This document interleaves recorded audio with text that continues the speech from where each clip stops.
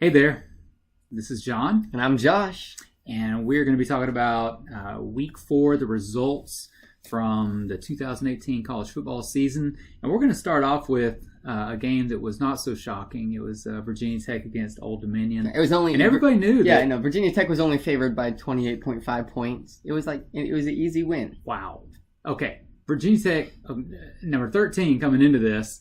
How do you guys do this? It seems like every single year. I know right now Bobby is like, yeah, every single year.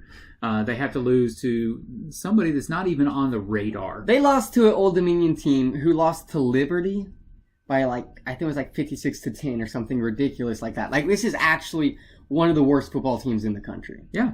And they lost to them, which is so Virginia Tech. And the thing that's amazing is Old Dominion scored 28 points in the fourth quarter. Super disappointing. You know, Virginia Tech fans are just kicking themselves. Like, they were the ACC favorite. Oh my they goodness, they were. I mean, they were the ones. They were the ones who could beat Clemson. They were going to challenge Clemson, and everybody was confident. And now they're not even in the rankings. They're gone. Absolutely not. They don't deserve to be after that. Yeah, but I mean, they've got major rebuilding to go now. I mean, they just need to figure out what happened. They're in a mess. Anyways, gosh, I don't even know what to do with this next one anymore. It was an upset for sure. Like, number 14, Mississippi State comes in playing at Kentucky, in Kentucky, and Kentucky pulls off the win. Yeah, I mean, who needs basketball? This team is ready to beat Alabama.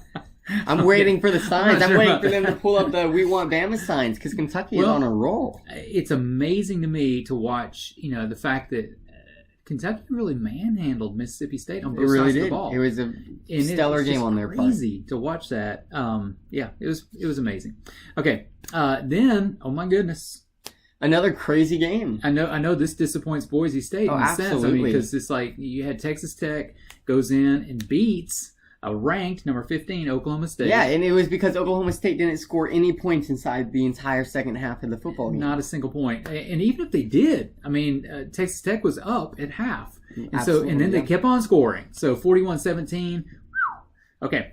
Then you had a very strange game because you had Army going in Oklahoma, playing Oklahoma, and Army just stayed with them the whole game. They did, and they came back in the second half to tie the game, and they kept Oklahoma scoreless in the second half. They sure did. And so Oklahoma didn't score until overtime and to win the game. This, I don't know if this reflects poorly on Oklahoma for its just triple option, and that just can cause... They did struggle. It can cause troubles for any game, like any team.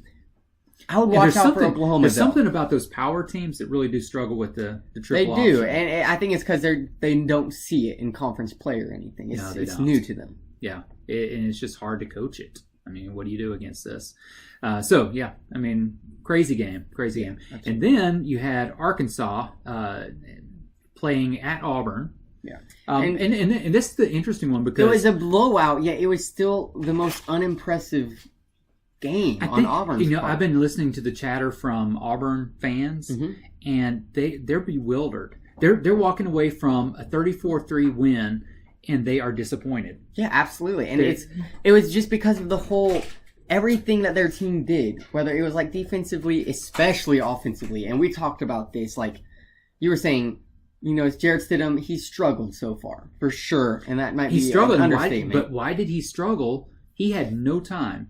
Auburn's offensive line gave him no protection, no time, and wow! I mean, that's one thing if it's against LSU, but this is Arkansas, a struggling Arkansas, and so Arkansas ended up getting more yards than Auburn did in this game. Crazy! And, it was a special teams win on Auburn's part. They won through special teams.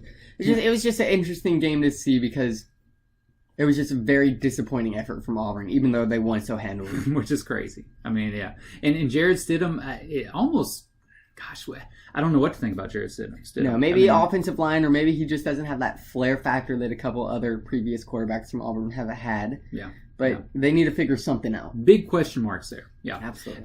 Then we had number 17, TCU, went to Texas, and Texas...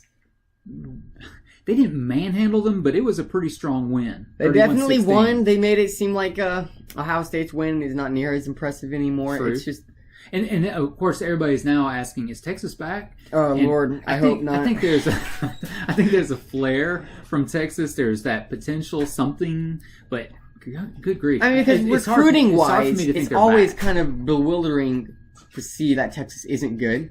Like, they have the talent.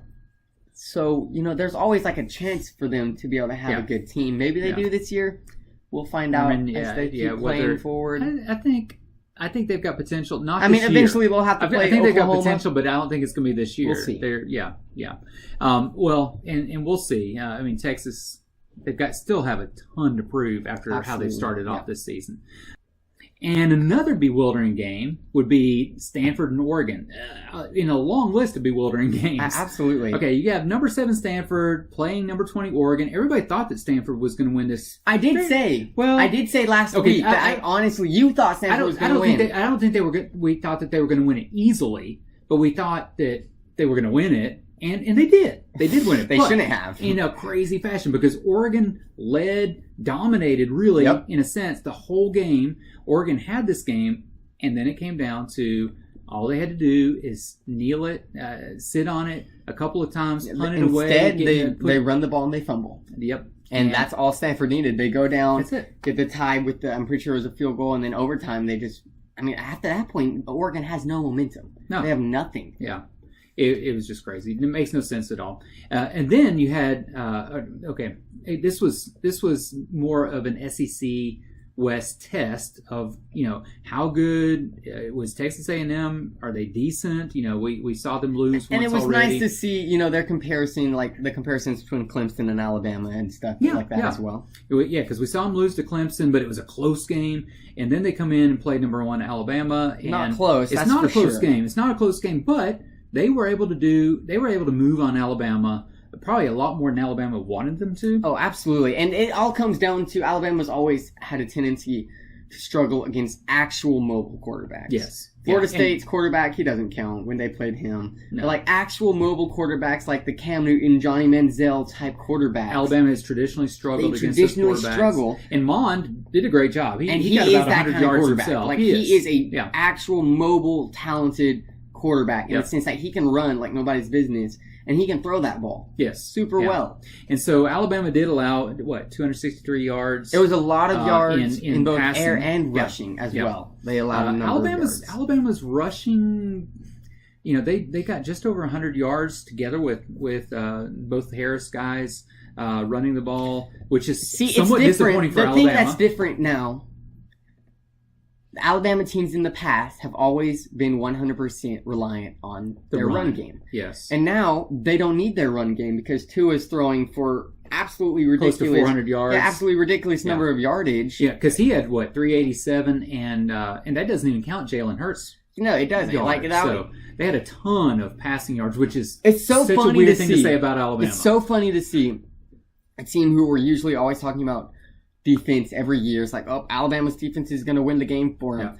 Yeah. No, their defense is still good. Yes, but their offense is better. Yeah, which is really good for the defense. Yeah, absolutely. It's a great balance this year. I mean, for Alabama to be stopped, they're going to just have to do something stupid. Absolutely, either that or face. No, it'll have to be something. An NFL team. It'll have to be something stupid for sure. Okay. All right, so let's talk about your upset results from last week. It was a pretty disappointing week. Yeah, I will say one of my games was pretty close almost the entire game, and that was Wisconsin at Iowa. Yeah, it was a close game. Iowa gave it a fight. Yeah. Iowa did give it a fight, and Wisconsin scored late into the game to get the winning touchdown, but it was a good, well fought fight. I was proud of Iowa. Wisconsin. I think Wisconsin was concerned early on. Oh, absolutely, for sure. And I will say, Wisconsin's not a bad team. But I don't think they're as great as people thought they were, and obviously their ranking shows that. But let's talk about last year's national champions. Yes, the Knights, and they came in and played Florida Atlantic, and you thought they had a chance here. With Lane Kiffin, but Lane Kiffin once again disappoints. I will say I'm not choosing UCF as any of my upsets again just because they don't play anybody. I was hoping that just maybe someone could pull off the upset, but it's not. No, we're gonna hear from them at the end of the season for sure. Milton, though, I think he's a good quarterback. Oh, absolutely, I mean, he's both mobile as well as a good passer. But yeah. So they haven't been tested. They won handily, and they're not going to be tested. That's all. Yeah, there's not much else to say about that game. And so that's from the Week 4 results. Some crazy stuff went on this past week, and so join us as we talk about Week 5 in a little bit.